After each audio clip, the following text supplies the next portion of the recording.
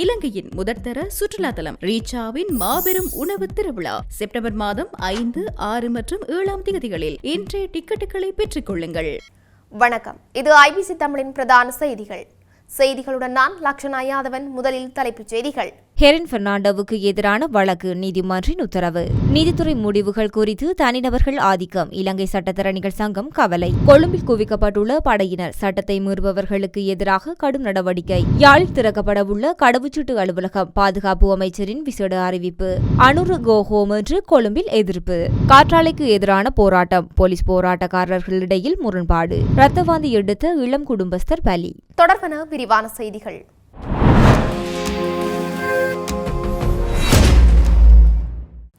தேர்தல் சட்டமுறைகள் தொடர்பாக முன்னாள் அமைச்சர் ஹெரின் பெர்னாண்டோவுக்கு எதிராக தாக்கல் செய்யப்பட்ட வழக்கு ஒத்திவைக்கப்பட்டுள்ளது.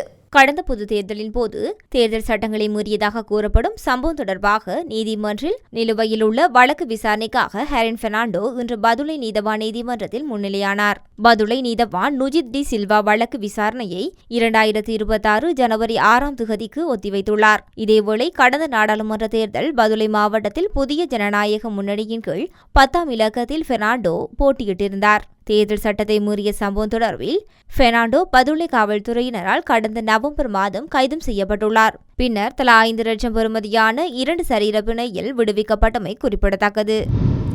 நீதித்துறை முடிவுகள் குறித்து தனிநபர்கள் மற்றும் யூடியூபர்கள் சமீபத்தில் சமூக ஊடகங்களில் வெளியிட்ட கருத்துக்கள் மற்றும் கணிப்புகள் குறித்து இலங்கை சட்டத்தரணிகள் சங்கம் கவலை தெரிவித்துள்ளது. இதுபோன்ற செயல்கள் சட்டத்தின் ஆட்சியையும் நீதித்துறையின் மீதான பொதுமக்களின் நம்பிக்கையையும் குறைமதிப்புக்கு உட்படுத்துவதாக எச்சரித்துள்ளது.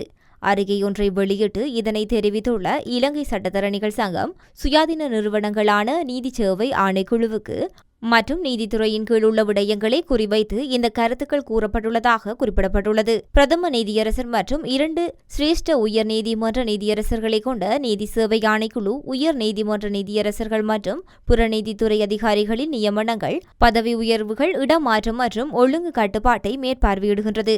நீதித்துறையின் சுதந்திரம் வெளிப்புற தலையீட்டில் இருந்து பாதுகாக்கப்பட வேண்டும் என்றும் வழக்குகளின் முடிவுகளை பாதிக்க முயற்சிக்கும் பொது வழிகளில் கூறப்படும் கருத்துக்கள் மற்றும் விமர்சனங்கள் உரிய செயல்முறையை அச்சுறுத்தும் என்றும் அந்த சங்கம் வலியுறுத்தியுள்ளது. அத்தகைய தலையீட்டை செய்பவர்கள் அரசியல் அமைப்பின் பிரிவு 111 மற்றும் அதன் கீழ் சட்ட விளைவுகளை எதிர்கொள்ள நேரிடும் என்று இலங்கை சட்டத்தரணிகள் சங்கம் குறிப்பிட்டுள்ளது. இது நீதித்துறையின் தலையிடுவதற்கு எதிராக தண்டனை விதிகளை வழங்குகின்றது. சட்டத்தின் ஆட்சி, உரிய செயல்முறை மற்றும் குடிமக்களின் உரிமைகள் மற்றும் சுதந்திரங்களை எல்லா நேரங்களிலும் பாதுகாக்க சட்ட அமுலாக்க அதிகாரிகள் உட்பட அனைத்து பங்குதாரர்களும் முன்வர வேண்டும் என இலங்கை சட்டத்தரணிகள் சங்கம் வலியுறுத்தியுள்ளது. கொழும்பில் எதிர்க்கட்சிகளால் முன்னெடுக்கப்படும் போராட்டத்தை கட்டுப்படுத்தும் வகையில் தயார் நிலையில் இருக்குமாறு போலீசாருக்கு உத்தரவு பிறப்பிக்கப்பட்டுள்ளது. கொழும்பின் அனைத்து போலீஸ் நிலையங்களின் பொறுப்பதிகாரிகளுக்கும் கடுமையான அறிவுறுத்தல்கள் வழங்கப்பட்டுள்ளதாக போலீஸ் தலைமையகம் தெரிவித்துள்ளது. பொது ஒழுங்கை பேணவும் எந்தவித இடையூறுகளை தடுக்கவும் நடவடிக்கை எடுக்குமாறு போலீசாருக்கு அறிவுறுத்தப்பட்டுள்ளது. ஏதேனும் வன்முறை சம்பவங்களையோ சட்ட மீறல்களையோ எதிர்கொள்வதற்காக உரிய நடவடிக்கைகளை உடனடியாக எடுக்க உயர் அதிகாரிகளுக்கு அதிகாரம் வழங்கப்பட்டுள்ளது. மேலும் அமைதியின்மை ஏற்படுமானால் உடனடி பதிலளிக்க கலக தடுப்பு படைகள் மற்றும் மேலதிக போலீஸ் குழுக்கள் தயார் நிலையில் உள்ளதாக பாதுகாப்பு தரப்பில் தெரிவிக்கப்பட்டுள்ளது. முன்னாள் ஜனாதிபதி ரணில் விக்ரமசிங்க கைது செய்யப்பட்டமைக்கு எதிர்ப்பு தெரிவித்து இன்றைய தினம் கொழும்பு பாரிய போராட்டம் ஒன்று முன்னெடுக்க எதிர்க்கட்சியினர் திட்டமிட்டுள்ளமையும் குறிப்பிடத்தக்கது. எதிர்வரும் செப்டம்பர் மாதம் 1ஆம் தேதி யாழ்ப்பாணத்தில் கடவுச்சீட்டு விநியோகத்திற்கான அலுவலகம் திறக்கப்பட உள்ளதாக பொதுமக்கள் பாதுகாப்பு அமைச்சர் ஆனந்த விஜயபால தெரிவித்துள்ளார். 70 மில்லியன் ரூபாய் செலவில் அலுவலக பணிகள் நிறைவு செய்யப்பட்டுள்ளதாக அமைச்சர் தெரிவித்துள்ளார். அதற்கமைய எதிர்வரும் 1ஆம் தேதி பின்னர் வடக்கு மாகாணத்தில் உள்ள மக்கள் தமக்கான கடவுச்சீட்டுகளை யாழ்ப்பாணத்தில் திறக்கப்படும் புதிய அலுவலகத்தினூடாக பெற்றுக்கொள்ளலாம் எனவும் அவர் கூறியுள்ளார். யாழ்ப்பாண மாவட்ட செயலகத்தின் புதிய கடவுச்சீட்டு அலுவலகம் ஸ்தாபிக்கப்பட்டுள்ளதாகவும் அமைச்சர் குறிப்பிட்டுள்ளார்.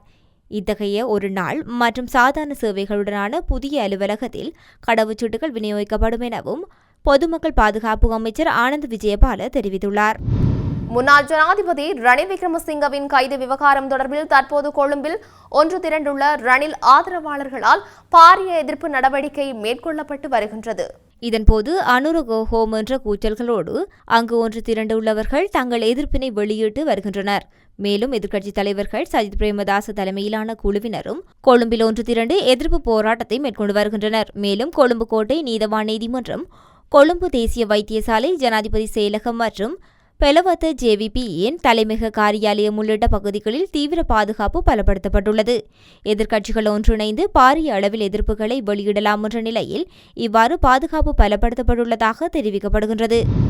மன்னார் மாவட்டத்தில் காற்றாலை செயற்திட்டத்திற்கு எதிராக முன்னெடுக்கப்பட்டு வருகின்ற போராட்டமானது 24வது நாளாக இன்றைய தினம் இடம்பெற்று வருகின்ற நிலையில் மன்னார் மாவட்ட செயலக வளாகத்தில் போலீசார் மற்றும் போராட்டக்காரர்களுக்கு இடையில் முரண்பாடு ஏற்பட்டுள்ளது.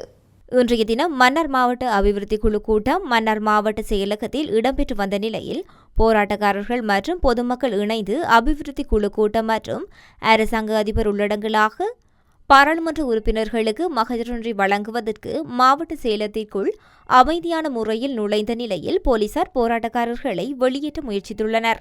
இந்த நிலையில் போராட்டக்காரர்கள் வெளியேற முடியாது என தெரிவித்த நிலையில் போலீசாருக்கும் போராட்டக்காரர்களுக்கும் முரண்பாடு இடம்பெற்று இந்த நிலையில் மன்னார் மாவட்ட மேலதிக அரசாங்க அதிபர் சம்பவ இடத்துக்கு வருகை தந்த நிலையில் போராட்டக்காரர்களை அமைதியான முறையில் மாவட்ட செயலகத்திற்குள் அனுமதித்திருந்தார். இந்த நிலையில் நீண்ட இழுபறிக்கு பின்னர் போராட்டக்காரர்கள் அபிவிருத்தி குழு உறுப்பினர்களையும் அபிவிருத்தி குழு தலைவரையும் சந்தித்து பல்வேறு கோரிக்கைகளை அடங்கிய மகஜரை கையளித்துள்ளனர். இன்றைய தினம் குறித்த போராட்டத்துக்கு ஆதரவு வழங்கும் விதமாக அருட்தந்தை சக்திவேல் தலைமையில் அருட்தந்தை அருட்சகோதரிகள் கலந்து கொண்டு போராட்டத்துக்கு ஆதரவு வழங்கியிருந்தமை குறிப்பிடத்தக்கது. யாழில் இரத்த வாந்தி எடுத்த இளம் குடும்பஸ்தர் ஒருவர் உயிரிழந்துள்ளதாக தெரிவிக்கப்படுகின்றது. அராலிமத்தி வட்டுக்கோட்டையைச் சேர்ந்த கோபலசாமி என்பவரை இவ்வாறு உயிரிழந்துள்ளார். குறித்த குடும்பஸ்தர் கடந்த 24ஆம் தேதி கிளிநொச்சியில் உள்ள உறவினரின் வீட்டுக்கு சென்றிருந்தார். நேற்று காலை 3 மணியளவில் அங்கு இரத்தவாந்தி எடுத்த நிலையில் சிகிச்சைக்காக கிளிநொச்சி வைத்தியசாலையில் அனுமதிக்கப்பட்டுள்ளார். பின்னர் மேலதிக சிகிச்சைக்காக யாழ்ப்பாண போதனா வைத்தியசாலைக்கு மாற்றப்பட்டுள்ளார். இருப்பினும் சிகிச்சை பலனின்றி நேற்றிரவு உயிரிழந்துள்ளார். அவரது சடலம் மீதான மரண விசாரணைகளை திடீர் மரண விசாரணை அதிகாரி நமசிவாயம் பிரேம்குமார் மேற்கொண்டுள்ளார். சாட்சிகளை வட்டுக்கோட்டை போலீசார் நெறிப்படுத்துகின்றனர். கைது செய்யப்பட்டு தடுப்பு காவலில் வைக்கப்பட்டுள்ள முன்னாள் ஜனாதிபதி ரணில் விக்ரமசிங்கவுக்கு பிணை வழங்கி கோட்டை நீதவான் நீதிமன்றம் உத்தரவு பிறப்பித்துள்ளது. குறித்த வழக்கு இன்று நீதிமன்றத்தில் விசாரணைக்கு எடுத்துக் கொள்ளப்பட்ட நிலையில் இந்த உத்தரவு சற்று முன்னர் பிறப்பிக்கப்பட்டது. பொது நிதியை துஷ்பிரயோகம் செய்த குற்றச்சாட்டில் முன்னாள் ஜனாதிபதி ரணில் விக்ரமசிங்க ஆகஸ்ட் மாதம் 22ஆம் தேதி குற்றப்புலனாய்வு திணைக்களத்தினர் கைது செய்யப்பட்டிருந்தார். பின்னர் கோட்டை நீதவான் நீதிமன்றத்தினால் இன்று வரை அவர் விளக்கமறியலில் வைக்கப்பட்டார். முன்னாள் ஜனாதிபதி அங்கு ஏற்பட்ட திடீர் சுகவீனம் காரணமாக தற்போது கொழும்பு தேசிய வைத்தியசாலையின் தீவிர சிகிச்சை பிரிவில் சிகிச்சை பெற்று வருகின்றார். அதன்படி முன்னாள் ஜனாதிபதி ரணில் விக்ரமசிங்க இன்று அவர் தொடர்பான சட்ட நடவடிக்கைகளுக்காக கோட்டை நீதவான் நீதிமன்றத்திற்கு அழைத்து வரப்பட இருந்த போதிலும் அவரது உடல்நிலை மோசமடைந்ததால் நீதிமன்றத்தில் ஆஜர்படுத்த முடியாது என்று வைத்தியர்கள் தெரிவித்தனர். இந்த நிலையில் கைது செய்யப்பட்டு தடுப்பு காவலில் வைக்கப்பட்ட முன்னாள் ஜனாதிபதி ரணில் விக்ரமசிங்கவுக்கு பிணை வழங்கி கோட்டை நீதவான் நீதிமன்றம் உத்தரவு பிறப்பித்துள்ளது. செய்திகளின் நிறைவாக மீண்டும் தலைப்புச் செய்திகள். ஹெரின் பெர்னாண்டோவுக்கு எதிரான வழக்கு, நீதிமன்றின் உத்தரவு. நீதித்துறை முடிவுகள் குறித்து தனிநபர்கள் ஆதிக்கம், இலங்கை சட்டத்தரணிகள் சங்கம் கவலை. கொழும்பில் குவிக்கப்பட்டுள்ள படையினர், சட்டத்தை மீறுபவர்களுக்கு எதிராக கடும் நடவடிக்கை. யாழில் திறக்கப்படவுள்ள கடவுச்சீட்டு அலுவலகம், பாதுகாப்பு அமைச்சரின் விசேட அறிவிப்பு. அனுரு கோ ஹோம் என்று கொழும்பில் எதிர்ப்பு. காற்றாலைக்கு எதிரான போராட்டம், போலீஸ் போராட்டக்காரர்களிடையில் முரண்பாடு. இரத்தவாந்தி எடுத்த இளம் குடும்பஸ்தர் பலி. இத்துடன் ஐபிசி தமிழின் பிரதான செய்திகள் நிறைவு பெற்றன. செய்திகளை உடனுக்குடன் அறிந்து கொள்ள ஐபிசி தமிழ் என்ற எமது யூடியூப் பக்கத்தினூடாக இணைந்திருங்கள். வணக்கம்.